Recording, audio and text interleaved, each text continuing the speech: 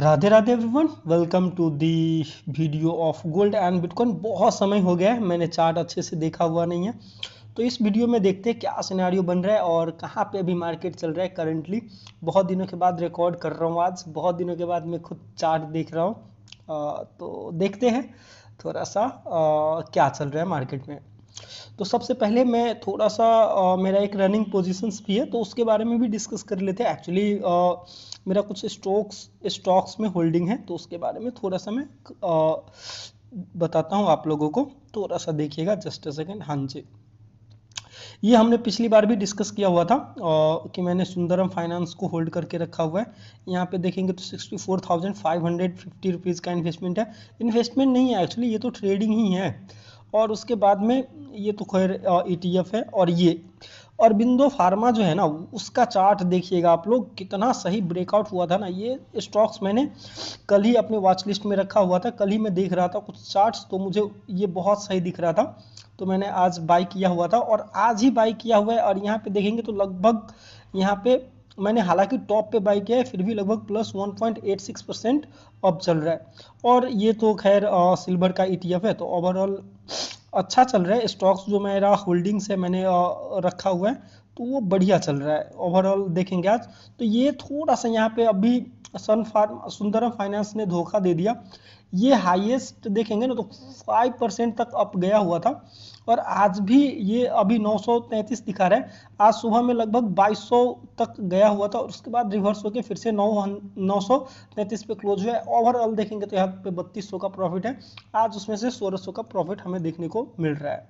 अब थोड़ा सा चार्ट देख लेते हैं। ये गोल्ड का आवरली टाइम फ्रेम का चार्ट है और आवरली टाइम फ्रेम देखेंगे ना तो बहुत ही प्यारा सा चार्ट हमें देखने को मिल रहा है। ये जो जोन था 5300 का, ये एक इम्पोर्टेंट सेलिंग जोन था। यहाँ से मल्टीपल टाइम मार्केट नीचे की तरफ आया हुआ था, नीचे की तरफ आया था। यहाँ पे भी सुबह में दिन में ट्राई किया हुआ था लेकिन ये नीचे आ नहीं पाए। यहाँ पे एक रेंज बनाया और यहाँ पे एक ब्रेकआउट हमें देखने को मिल रहा है। और ये जो ब्रेकआउट है ना, ये बहुत चांस है कि सस्टेन कर जाएगा क्योंकि ये अच्छा खासा ब्रेकआउट है। डेली टाइम फ्रेम में भी देखते हैं, डेली टाइम फ्रेम में भी यहाँ पे ब्रेकआउट हमें नजर आ रहा है। तो इनिशियल जो टारगेट होगा ना वो 5280 तो आराम से ही चला जाएगा क्योंकि यहीं से मार्केट ने पिछली बार ब्रेकडाउन हुआ था और इतना बड़ा फॉल आया हुआ था। तो ये ऊपर की तरफ इस लेवल को जरूर अट्रैक्ट करेगा। तो आने वाले समय में मीन्स कल तक जिस तरीके से ब्रेकआउट हुआ है ऊपर की तरफ जा सकता है।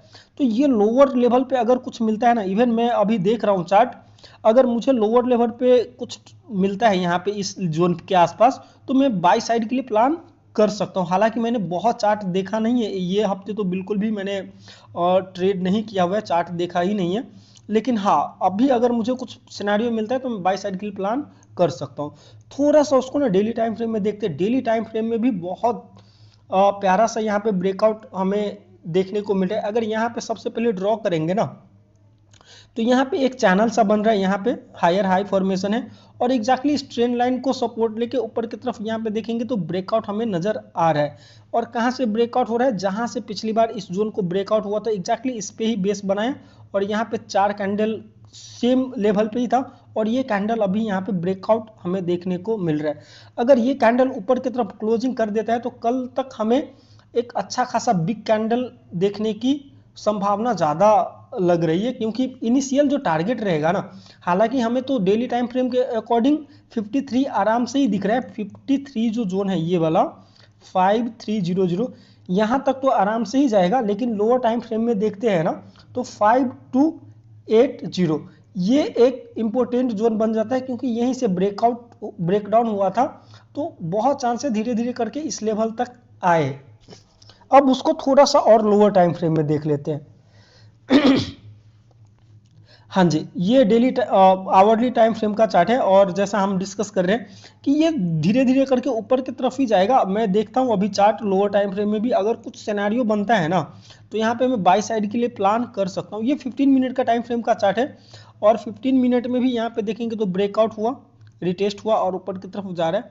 तो बहुत चांस है ये धीरे धीरे करके ऊपर की तरफ जाएगा। तो देखते हैं, वेट करेंगे, अगर कुछ सिनेरियो बनता है तो बाई साइड के लिए प्लान हो सकता है। और टारगेट जो इनिशियल में देख रहा हूँ ये 5280 तक तो आराम से ही चला जाएगा।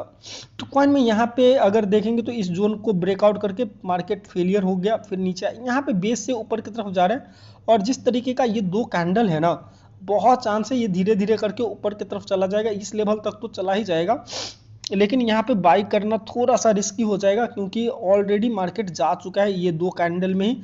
और कहाँ पे, यहाँ पे ये सेलिंग जोन है, पिछली बार यहीं से सेलिंग आया हुआ था, तो बहुत चांस है इस जोन पे अगर जाता है तो फिर से थोड़ा सा नीचे की तरफ आएगा, तो इस जोन के पास तो बाइंग प्लान नहीं हो सकता है फिलहाल।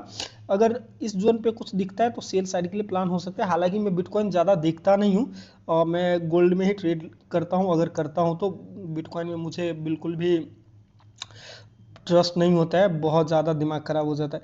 ये जोन, हाँ 7300 का जो जोन है ना, ये यहाँ तक तो जाएगा, इस जोन पे पक्का एक सेलिंग आने की संभावना ज़्यादा है, क्योंकि इतना बड़ा अगर फॉल आया हुआ था तो जब दूसरी बार जाएगा तो यहाँ पे सेल साइड के लिए प्लान हो सकता है। तो हाँ, अगर मुझे यहाँ पे कुछ दिखेगा तो मैं सेल साइड के लिए प्लान कर सकता हूँ, क्योंकि बहुत प्यारा सा जगह यहाँ पे नज़र आ रहा है। तो बस इतना ही था आज की इस वीडियो में। राधे राधे, हरे कृष्णा।